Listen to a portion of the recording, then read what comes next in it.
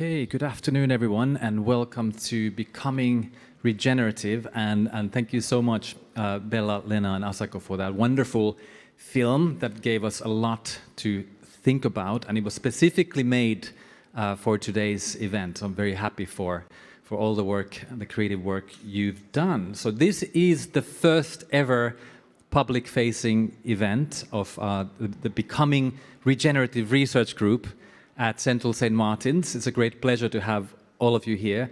So this group was really set up in the first place to explore how regenerative ideas grow into tangible regenerative products and services and transformations. So that's the simple mission of the group, and we aim to keep going for about 7 to 8 years. The group is a synergistic space of multiple different inquiries, typically student-run, and sometimes staff get to contribute a little bit of their research as well. Today, I will start by explaining our vision in brief, and then I will set out 3 propositions which will hopefully help frame our panel. We have 4 remarkable panelists joining us today, and I think that will be one of the most fruitful parts of the whole afternoon. So that will happen, but at this point, let me also thank Samsung King's Cross, this innovation hub, for generously hosting us here today. Let me thank Central St. Martin's for funding our pilot study on which we built today. And let me thank the whole group, Becoming Regenerative Group at Central St. Martin's. Your work has made this event possible. And I would love to thank all of my colleagues and also my line managers, Richie and Rebecca, for being so supportive of this work. And finally, let me thank Lillian Wireman for the beautiful slides that you'll be seeing today. So yes, let me go into the vision, the propositions, and then the panel will start. And after all that, we will have time for networking, and we obviously want you to engage with this work going forward. We want to keep going for many years. We want you to talk to us and sign up for the mailing list if possible. So there's a lot that we can do together. Let me get rid of this piece of paper. So yeah, 1 year ago, when we were kind of germinating as a research group at Central St. Martin's, we kind of started looking at designer entrepreneurs and companies that were learning how to create with and for nature. And we, at the outset, we kind of discovered 3 things. First thing is that mushrooms are in. Mushrooms are really central to this field, and if there was one symbol, I think it would have to be a mushroom for this field. The second thing was that it wasn't all that difficult to find interesting examples, interesting designs, interesting innovations, interesting companies all around us. Obviously, being at Central St. Martin's, it was particularly easy, perhaps, but also in London, these examples now abound.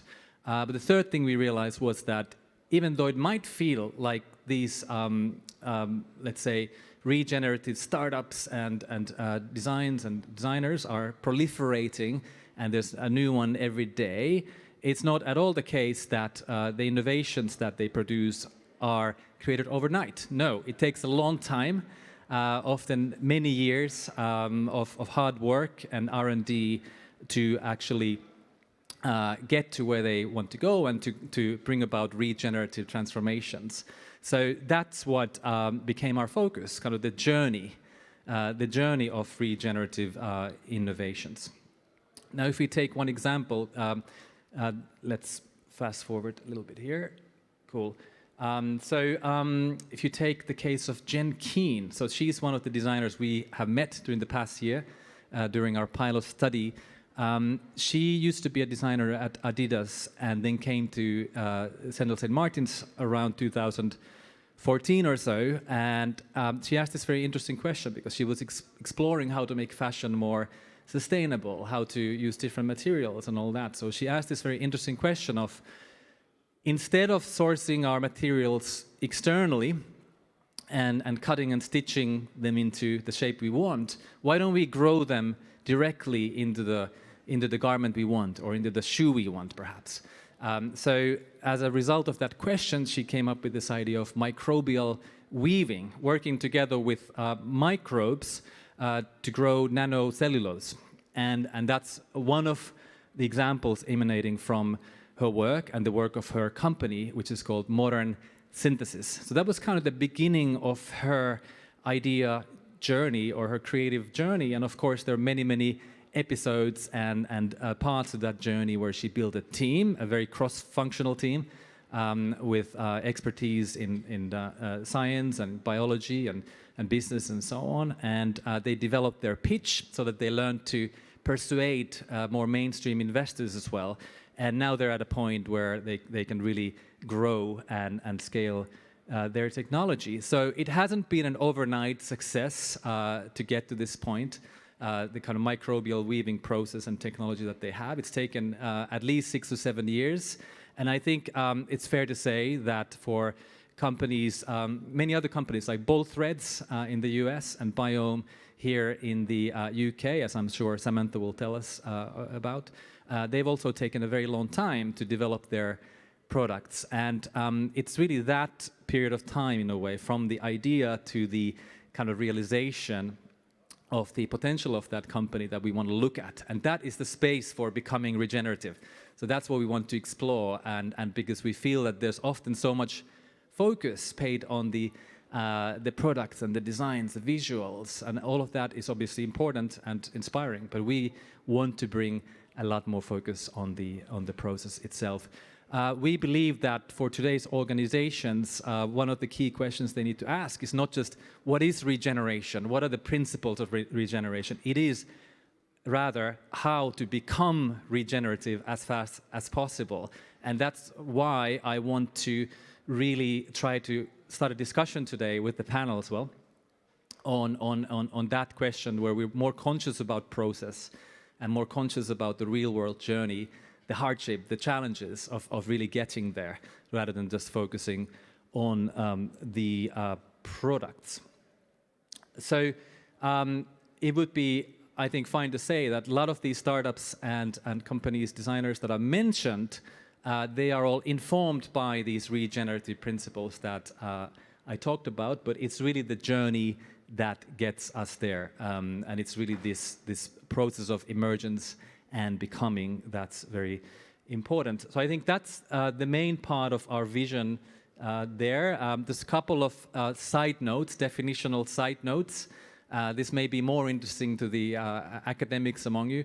And then afterwards, I'll just set out the 3 propositions that I mentioned. So I also have a background in entrepreneurship studies, and it's often said that one thing entrepreneurs need to get good at is with sort of finding value where other people cannot detect that value yet. They have to see patterns that others don't see, and they have to find potential for profit as well in many cases, or social value. So in a somewhat analogous way, you could say that when you're in this field of regeneration, your job is to actualize regenerative potentials, going well beyond the paradigm of the sort of conventional paradigm of sustainability. So you may be working with living beings, with ecosystems. You're trying to imagine what could be there when you work from this regenerative perspective. Here is more of a research definition that we use in this recent working paper.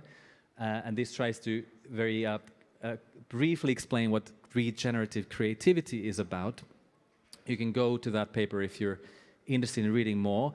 But what's more helpful than this, I think, is the mapping done here, where we try to open up this space a bit more. It's an emerging space. It's sometimes a little bit difficult to get across, to really put into words. But in brief, we are mostly interested in designers and in projects and in startups that are kind of at the intersection of those 3. So we're looking for cases in this research. We're looking to engage with cases where there's evidence of creating with nature. Could be with microbes or mycelium or other living beings and ecosystems. And we also want to find evidence of creating for nature, that there's a sense of actualizing potentials that will enhance living systems. And finally, we are looking for people and cases and projects where whole systems thinking is being implemented.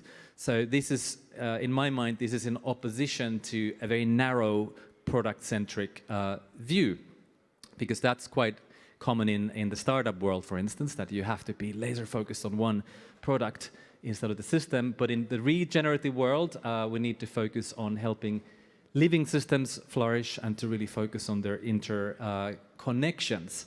So moving on, here's a little snapshot of the research vision and in some ways the process. So we want to gather data, focusing on co-creation, and that's kind of the more traditional academic part, empirical part there. Then we want to kind of tease out challenges. We believe that there are many shared challenges across different industries. So we're not just focused on fashion or architecture.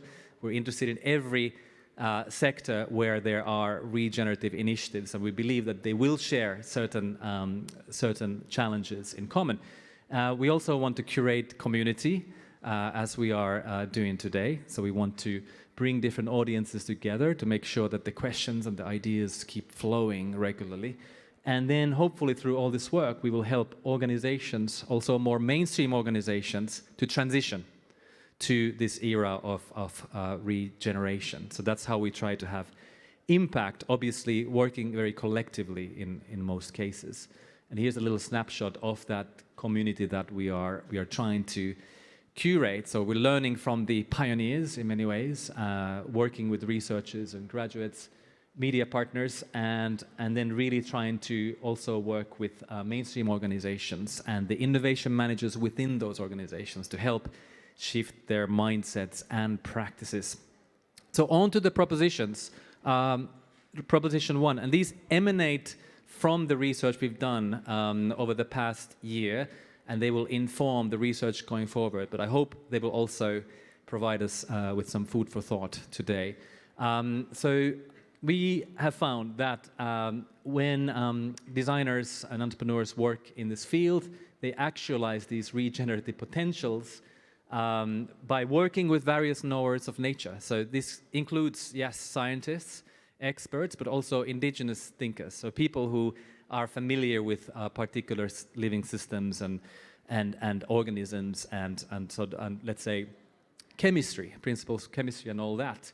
But the good news is that if you are looking to go into this field, you don't need to be a biologist or a chemist yourself. You can work with diverse teams, and that's exactly what the leading companies are doing. They're building very interesting mixed teams with a balanced sort of balance of expertise in business and design and science. That's, for me, that's one of the most interesting parts about this field. And arguably, you kind of need that assortment of people to be able to perceive regenerative opportunities out there in the world. And so the second proposition is that designers really excel at exploiting familiar forms, as we've just seen, sneakers, for instance, while pursuing regenerative revolutions. So this is very intriguing for me at an intellectual level as well.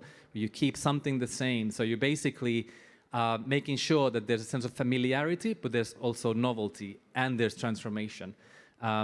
Some of you may have read about optimal distinctiveness in management and organization theory, which is the idea that in order to be successful, new ideas and new companies need to be a little bit new, but they also need to be quite familiar. So they have to kind of hit that sweet spot, because if they're too new, people will reject them. People will not find that they're legitimate or credible. So they have to kind of hit that sweet spot, and we wonder how this functions in the world of regenerative design and innovation. So we plan to explore further. The third proposition, and this one is the most compelling one for me personally, is that we learn to become regenerative not only through high-level principles and the textbooks or even events like this, but through creating, through relating. So this is really empathy in active form, where you're working with living organisms that are very different from human beings, but they still think, they still they move, they respond to the environment. They have many attributes that you can comprehend, and you have to exercise your empathy, your imagination to kind of build bridges with that organism. And we often heard during our interviews, our first series of interviews, that you know, a designer would say that I started to think about what the organism wants, you know, how it behaves, and how I should you know, work with it.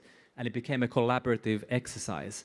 So this is really about moving from a kind of old-style innovation and design to something that is very non-exploitative and that is kind of very decolonialized, because you are, you know, you're working as equals, as collaborators there. And I think this is a theme that we will probably come back to in the panel. And speaking of which, we're almost there. I wanted to just say that for these reasons, we believe that if you and if organizations around the world engage in regenerative creativity, that will really transform the way that they approach innovation. And we don't fully understand yet how all these related mechanisms work. We don't have sort of perfect answers for how to promote regenerative innovation, but we have some ingredients that we'd love to start with here. And yeah, we'd love for you to engage with this project. It's kind of early days still. Things are very open and we were very welcoming. So please speak to us after the event. Sign up for the mailing list. We've got a QR code on the final slide. So please make a note of that.